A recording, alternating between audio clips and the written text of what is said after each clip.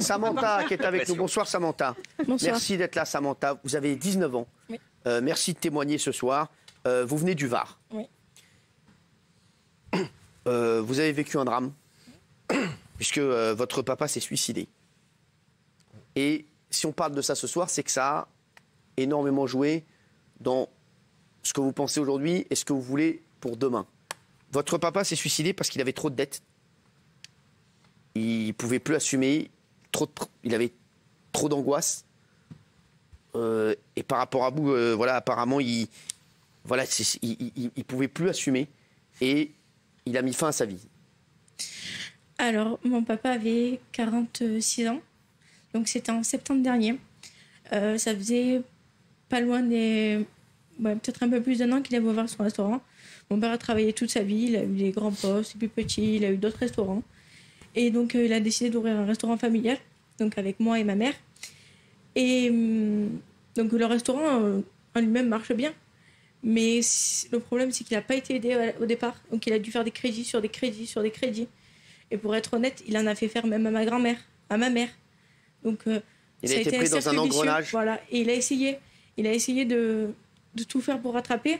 Mais même malgré tout ça, le manque d'aide, les taxes qui sont énormes. Parce que du coup, quand mon père est mort, ben, ma mère et moi, on a dû regarder, faire voir un peu les comptes, tout ça. Et honnêtement, je me suis mariée le 24 août. Le 5 septembre, je devais passer mon bac le lendemain. Et j'ai reçu un appel de ma mère comme quoi mon père s'était suicidé tout seul dans la véranda parce qu'il n'en pouvait plus. Ça faisait un an qu'il ne dormait plus la nuit, qu'il ne savait plus quoi faire pour se sauver. Il avait la maison. Bon, moi, je suis partie avec mes enfants et mon mari, mais il ne savait plus quoi faire pour se sortir de là. Il a tout essayé. Et il en a demandé des aides. Il a été voir des personnes. Il a vraiment tout essayé. Alors, Samantha, votre témoignage, on le voit, hein, tout le monde est vraiment à votre écoute parce qu'on se dit, il y a eu ce drame. Est-ce que vous pensiez, avant ce drame, voter pour Marine Le Pen? J'avais déjà commencé. Le fait, Pourquoi? Parce que vous êtes très jeune, vous avez 19 ans. Oui. Oui. Le problème, c'est que je vois que moi, depuis toujours, j'ai toujours été très débrouillarde. J'ai toujours passé mes diplômes, j'ai toujours... vous êtes mariée à 19 ans déjà, oui, c'est extrêmement jeune. J'ai 2 enfants aussi. Voilà, c'est fou, ouais. Je me suis toujours battue. J'ai essayé de faire le maximum de choses que je pouvais. J'ai essayé de faire le plus de manuels. J'étais dans plein d'entreprises. J'ai vraiment fait énormément de choses. Et quand je vois que moi, à l'heure d'aujourd'hui, j'ai fait un service civique, donc je ne sais pas si certains connaissent, c'est un peu comme du bénévolat payé un minima. Je vois que je devais être embauchée j'ai travaillé dans une école primaire chez moi. Je devais être embauchée, bon, ça ne s'est pas fait. Donc j'ai trouvé un travail de dernière minute. Je suis auxiliaire de vie à l'heure d'aujourd'hui.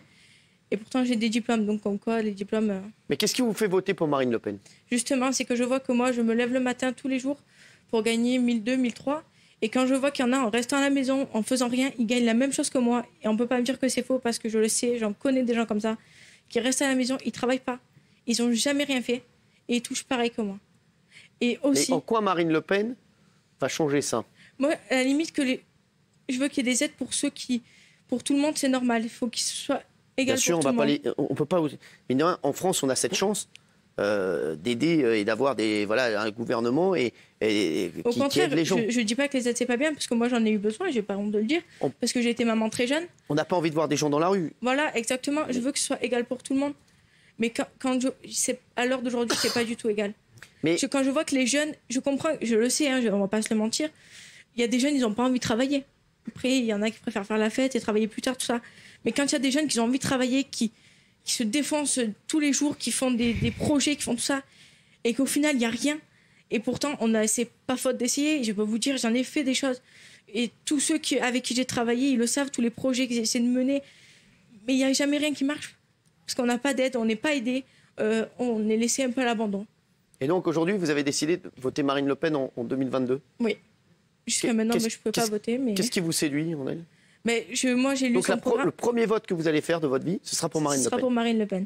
Après, peut-être qu'il y en a qui diront tu vas le regretter ou quoi. Mais jusqu'à maintenant, on l'a dit tout à l'heure, tous les partis ont été essayés. Et est-ce que ça a changé quelque chose ? Moi, c'est ça qui me fait peur, je vous le dis. Parce que moi, c'est vrai que je suis d'une génération et Je dis, moi, le Front National, le Rassemblement National me fait peur. Comme Karim, je suis sûr qu'il est comme moi également, comme beaucoup autour de cette table. Et c'est vrai que ça me fait peur, mais on entend ça, c'est ça qui est grave. C'est-à-dire qu'il n'y a pas vraiment d'adhésion pour la plupart, je suis désolé de vous dire ça, Jean Messia, c'est que c'est souvent, on a essayé, à droite, à gauche, pourquoi pas, ça ne sera pas pire que les autres. Ouais, c'est ça la principale phrase qu'on entend aujourd'hui. Et c'est ce qu'on entend chez cette jeune dame, cette jeune fille, Samantha. Non, c'est pas avant, c'est ce qu'on a, on a entendu. Tout le monde dit ça. Je peux répondre ou pas ? Elle a aussi un programme qui tient la route. Quelle sera une catastrophe si son pouvoir ? Voilà. Alors, pourquoi ce serait une catastrophe ? Pourquoi ce serait une catastrophe ? Parce que jusqu'à aujourd'hui, est-ce que c'est pas une catastrophe qu'un homme de 46 ans, père de famille, doive se suicider parce qu'il est endetté, parce qu'il n'arrive pas, pourtant son affaire tourne ? Une politique nationale sur une obsession pour un nombre d'étrangers qui est extrêmement minime. Est-ce qu'on pourra le redire ? Il n'y a quasiment pas d'immigration. J'ai parlé d'étrangers, là. J'ai parlé de dette, pas dans les gens. Moi, je parle du programme du Front National. Mais parce que votre obsession ne correspond, et Éric Nolot l'a dit tout à l'heure, en rien aux priorités du Front National. La priorité du Front National, c'est l'obsession de l'étranger. Et donc, les problèmes nationaux, la France passe... Donc ça veut dire que dans chaque discours de Marine Le Pen, du début de son discours à la fin de son discours, elle ne parle que d'immigration. Non, mais elle en parle beaucoup, Samantha. Oui, elle en parle beaucoup, mais est-ce qu'elle parle que de ça ? Ça reste prépondérant dans son discours. Mais parce que ça reste prépondérant chez les Français, tout simplement. Non, c'est un peu, comme on dit, c'est vrai que l'immigration est la cause de tous les problèmes quand on regarde le programme de Marine LePen. Non, mais attendez. Je suis bien placé pour parler du programme de Marine Le Pen. J'étais le coordinateur du projet présidentiel en 2017, donc je peux vous parler du programme. Merci, je ne vous ai pas demandé votre CV. Non, mais voilà, on parle du programme et je peux en caser une quand même sur le programme. Bah oui. Le programme, c'est que Samantha, je voudrais vous remercier d'avoir témoigné.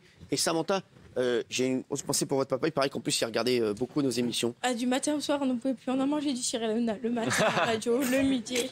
Les replays, les TPMP, on a mangé du Cyril Hanouna. En tout cas, merci Samantha.